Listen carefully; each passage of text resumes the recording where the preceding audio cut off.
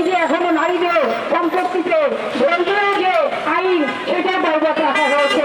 তাহলে আজকে এই যে আমাদের জুলাইয়ের অভ্যন্তরে নারীরা হারিয়ে যাচ্ছে, তারা যে অবরোধ রাখে, তাদের এই চেতনা, এই জুলাইয়ের যে চেতনা, তাদেরকে যদি যথাযথভাবে সম্মান করা না হয়, এই চেতনা একটা বৈষম্য চেতনার মধ্যেই পড়ে থাকবে। তাই আমরা বলতে চাই, এই যে আমাদের নারী যে অংশগ্রহণ, নারীর যে সংগ্রাম, নারীর যে ত্যাগ, তার শিক্ষাকে দিতে হবে। এবং আমরা মহিলা ফোরাম থেকে আমরা দাবি জানাচ্ছি, কেন্দ্রীয়ভাবে এই জুলাইয়ের অভ্যন্তরে যে নারীদের অংশগ্রহণ করেছে, সেই তাতে যেন কোনো প্রকার বৈষম্য না রাখা হয়। একটা বৈষম্যহীন মানব সমাজ প্রতিষ্ঠার লক্ষ্যে আমরা এই আন্দোলন সংগ্রাম করেছি।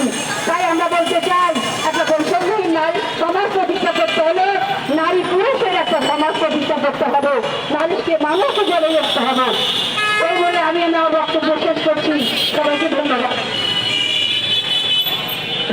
বন্ধুগণ, এই পর্যায়ে বক্তব্য রাখার জন্য আহ্বান জানাচ্ছি সমাজতান্ত্রিক খ্যাত মজুর কৃষক ফ্রন্টের সংগ্রামী সহসভাপতি সংগ্রামী সমাবেশ